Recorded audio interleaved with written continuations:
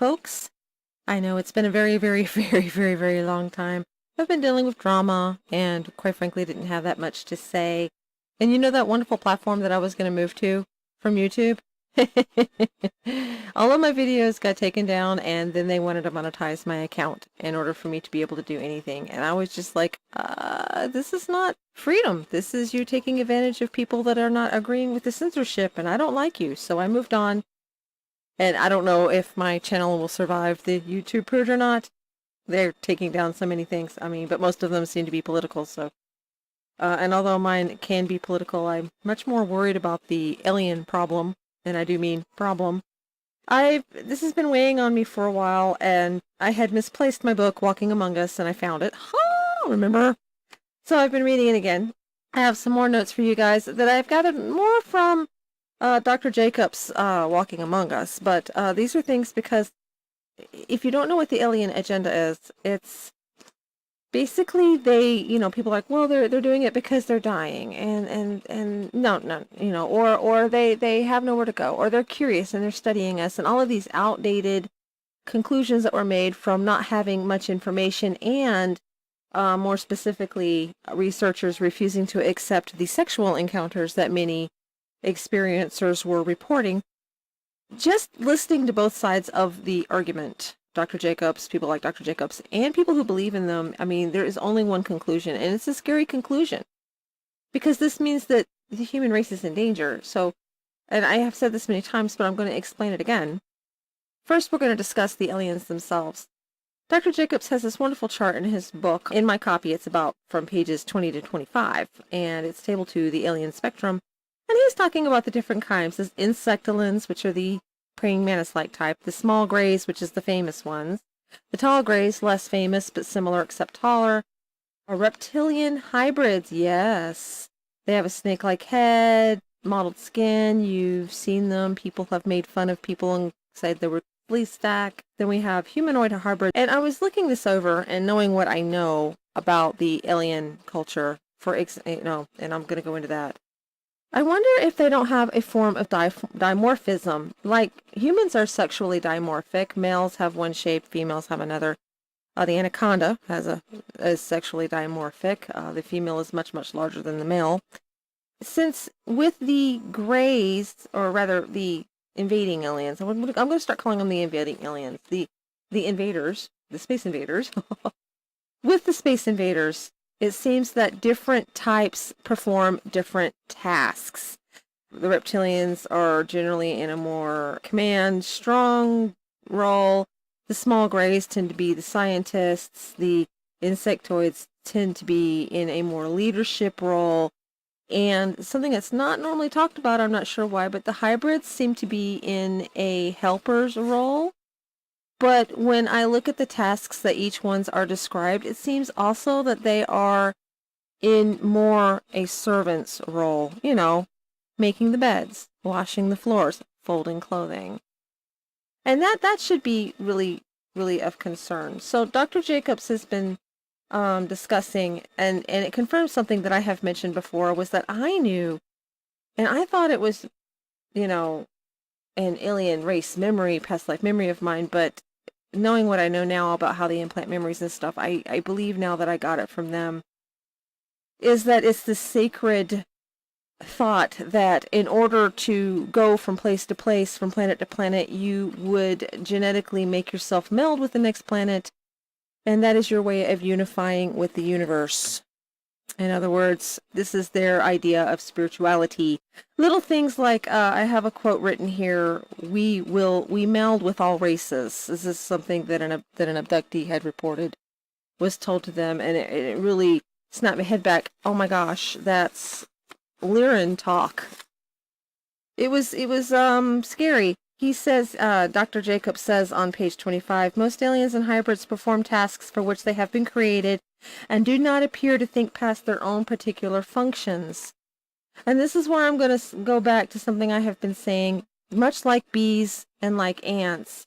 But when you look at the way things are described and the way they are, it's already out that the famous grays, the little grays, are a form of plant life.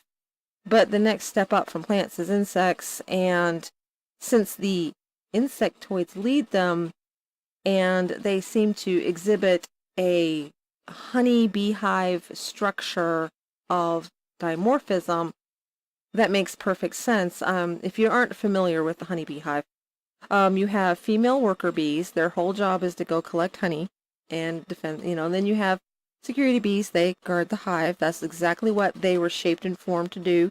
You have drones. The females pick the baby while it's still in the chamber where it's growing, and they decide that you are going to be male, and it is a mate for the future queen. They pick their queens and they feed them special gel honey to get them to form into a queen, and then you have the queen whose entire purpose is to continuously give birth until the end of her days. The Greys seem to have that kind of structure, and when you stop and consider that they are genetically using DNA and actually clone their own selves to create infants, they seem to also exhibit this well, you are going to be a scientist and we're going to make you this way, and you are going to be this and you're going to make you this way, and you are going to be menial.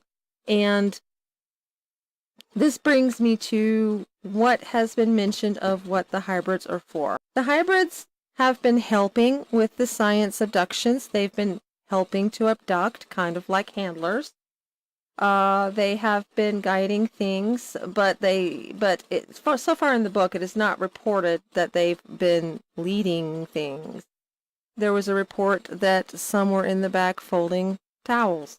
They are sent out for information and task taking. The main thing they do, of course, is to breed. Oh, and it has been made very clear from what Dr. Jacobs has been able to gather, and the hybrids are pretty upfront about this, is that they are breeding to create a hybrid that looks so human you cannot tell them apart, except, well, they smell. I found out today they never bathe because they don't understand about baths, and so you can tell them apart because they smell, because they never bathe. They smell like a homeless person. They're going to live on Earth and supplant us, and then there will be this event in which they will take part, kind of like sleepers. So the aliens are basically creating this sleeper society in their social structure way of blending and taking over this area in what they feel is a sacred quest. Now, there are people out there that are like, this is going to be the greatest thing since sliced bread. It's going to be so amazing. And I'm not quite sure how, because another thing that has been expressed by the abductees is that it is made very clear that whatever happens or however it happens, the aliens' entire goal is to control. Now, when you look at their life, your department, and you're told what you're going to be, you don't get to choose. That's not the kind of control humans can survive under, which is, probably why they've taken so long to do this. They're really having a hard time succeeding, and I hope they never succeed because they're pieces of But anyway, Dr. Jacobs, in his book on page 32, is discussing two types of hybrids, which is his final, what he calls the final product, the ones that you can't tell apart. We now have the hybrid alien sleepers in our society, and one thing that I actually told a friend of mine a couple of weeks ago, because Dr. Jacobs mentioned it first in his book, and then my friend told me she's participating without realizing she was confirming the information, but the aliens have faced a problem. They are not emotional. They don't know emotions. They don't know how to handle emotions. For those of you who think they're advanced, I understand, yes, they're scientifically advanced, but emotionally and spiritually, not so much. Not in our moral point of view anyway. They do not know. They know fear. They know the primal emotions, but they don't know love. And they, the hybrids do. The hybrids have a range of emotions, and the aliens, with their strictly regimented society without teaching morals or baths or really toys or much of anything, or how to get dirty or to go play, or anything that we as humans require to be healthy spiritually, mentally, and physically, they've been facing these hybrids that are, and hybrids that are emotionally abusive and violent and angry. There have been accounts of sexual abuse, mental abuse, and physical abuse on the part of the hybrid to the female, usually the female, that they are paired with in order to breed more hybrids. When one abductee questioned this of the handler, the alien handler, the alien said it was necessary. It was pretty much communicated that the hybrid needed the catharsis. After all, in that kind of controlling society, everything pents up for creatures like us. We need to be angry. We need to talk. We need to feel. We are just not compatible on that score. So they've got this problem that they've been doing all of these weird things to solve it because they don't have what we have, which is, a sense of social, moral outlets and ways to be, well, human. And so one thing that they had adopted doing is that they've been taking abductees and taking them wherever and having them teach children things about Earth and how to live and how to sit. I mean, even to sit in chairs, I kid you not, how to sit in a chair, how to play games. One abductee reported that she talked about playing in the playground and was told not to discuss that because the children didn't understand that and were never going to experience that. How's that for a wonderful, healthy immune system, guys?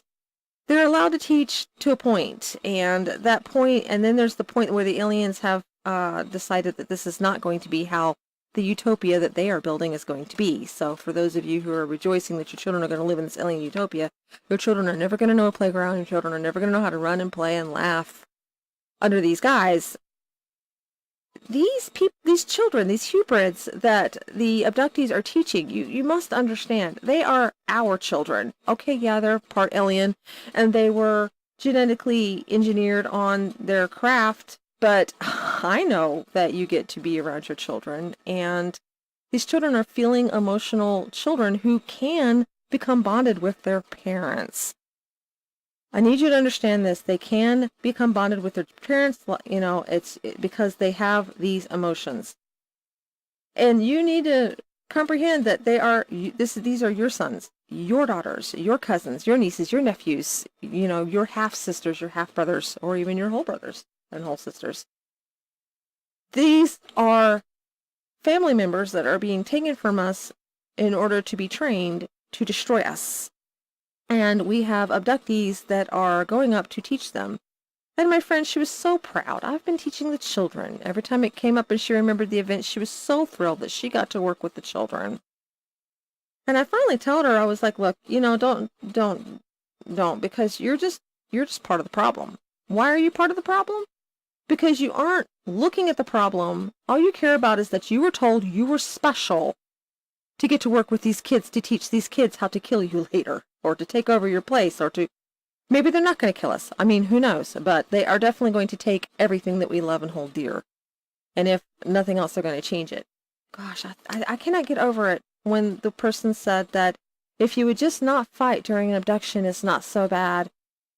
And after all this time, after hearing that, I'm still mentally comparing it to those people out there that joke about rape, because that's what it is, rape, saying if you just wouldn't fight it, you could stop and enjoy it. You've heard that joke. No? Well, it's a real joke. There are guys out there that actually believe that.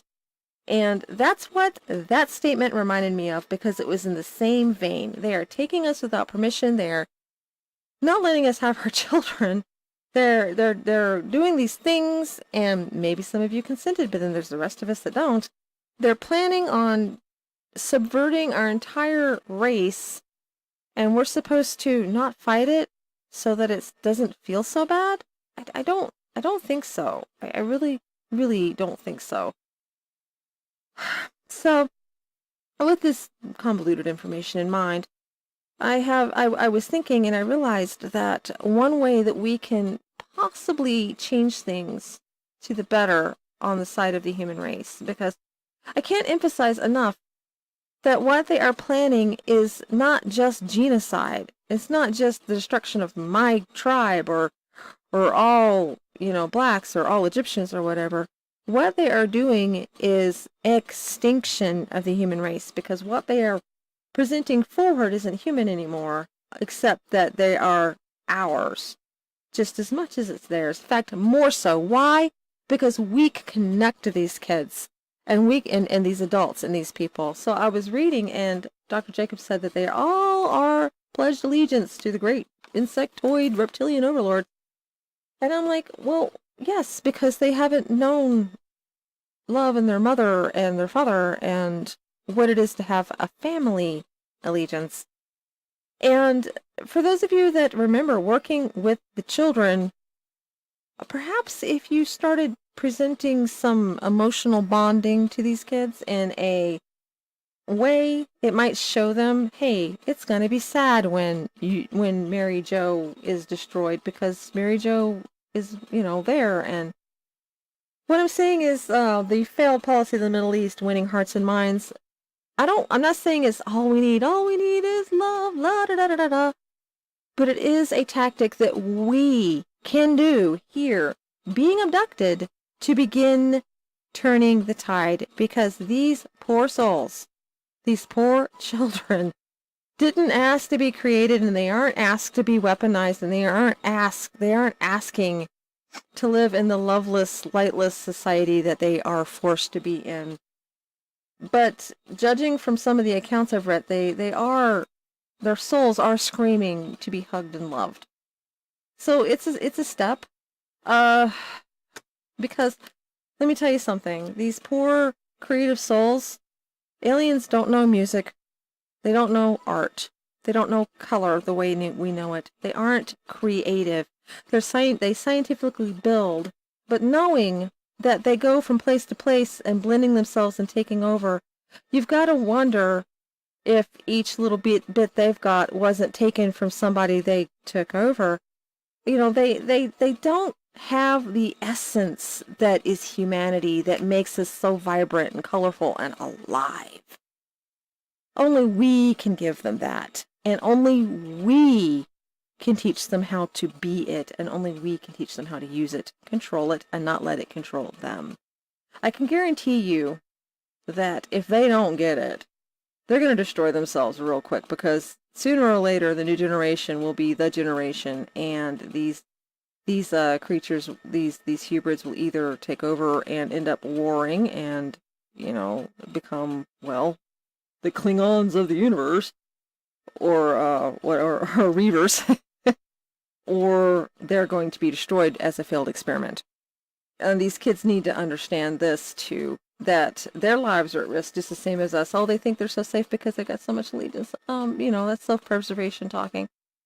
How you do this one way, and you're gonna have to be strong-willed to do this. You have to actually keep it in your head to do this and get this, but they told me I was special, out of your head, because being told you're special is not the same as actually acting and being special.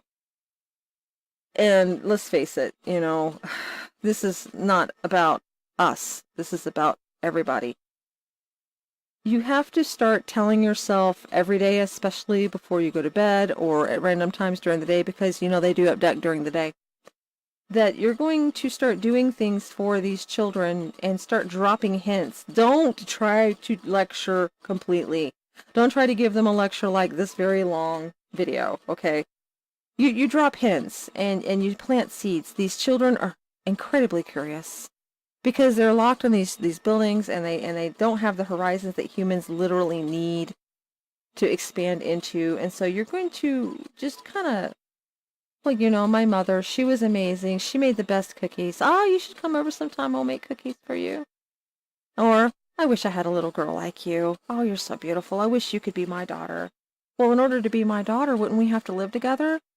And then, well, parents have control of the welfare of the child. It's up to the parent if you get to play on the playground or not.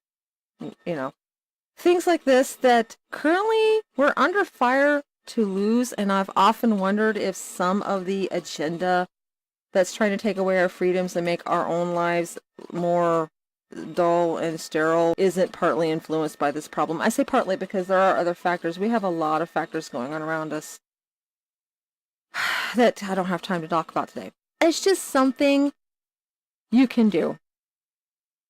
Just, keep in mind that you're only dropping hints because you're helping to retrain children that are caught in a larger bubble than yours. And something else you're going to have to be going up against is the fact that to them, not having a family and everything, it is the norm. One of the abductees reported being told that whenever everybody on Earth is replaced, they're going to be replaced with these hybrids that don't understand family, have never had family, are going to have no happy family social memories because things are going to be so different for them. And you're fighting against this. So bonding with the children is not so you can assimilate and be loved and all one big happy family like it's a episode of Seinfeld or something. No, you're dropping hints to get their natural curiosities and awake and their human instinct for exploration going that the aliens are not going to have been able to have bred out. Trust me on this one. If they've got emotions, they're going to need to explore. And so that they're going to want to do the family and they're going to want to try human life and they're going to want to do like all those TV shows and movies of aliens and robots and stuff that are trying human, that webcomic Trying Human, or trying, are trying to experience the human experience because it always turns out to be more flavorful, and it is for us. It is more flavorful for us, and if it's better for us, it's going to be better for them because they are more human than alien. They've got, from the reports that I have read, they have the telepathy skills, the ability to control us, which I'll have to discuss some other time. They're being taught the science, and they're a little, and you would think, well, they're very logical, except then there's all this need for emotional catharsis and things that the aliens are having to find weird ways to handle. So the humanity in them is strong. Okay, it's not like Spock where he was also Vulcan. No, humans cannot be that. Leonard Nimoy, when he was playing Spock in Star Trek, the original series, actually had a nervous breakdown because portraying the lack of emotion like he was doing tore him up. Humans are not meant to do that. And that is why in later episodes, right around the end of season 1 and so forth, Spock started having these emotions where he mind melded with the rock creature or fell in love and, got hit with plant spores or whatever. That's why those episodes were written. It was for the health of Leonard Nimoy himself. That is what the hybrids and the hybrids are experiencing right now. They are in Leonard Nimoy's problem. And we can use this. I wouldn't say exploit it, but we can use this to save our hide. Because I cannot stress this enough, that where the Greys and the Reticulans, the Space Invaders, feel that they are on this holy mission. They're going to blend with everyone and all is going to be one in the universe. Have you really bothered to ponder what they mean by unity, really? You should never take someone else's meaning of unity at your face value. They are a completely different culture, different species. It's like asking us to think like cats and cats to think like us. It doesn't happen well. It can't happen. We are completely two different species, two different psychologies. When they mean unity, judging by what I know of their culture and what they are doing, they don't mean the United Federation of Planets. They don't. For the sake of the human race, this is just something that we have to be very sly about and strong about. They're very technologically smart, but I've noticed that we're smarter on some points because we are not beneath them, as I am often saying. When you wake up, you remind yourself you are not a lower being, you are not a lesser being. Your experiences are good experiences. You can create a loving, happy memory environment. Even if you've known abuse in the past, you can step forward and create something positive from every day forward, and you are going to carry it to the children and the people you are working with, and you're going to make a change a little bit at a time. This is my strategy for the day. Whether or not I come up with more, I don't know. I'm going to go back to reading this book.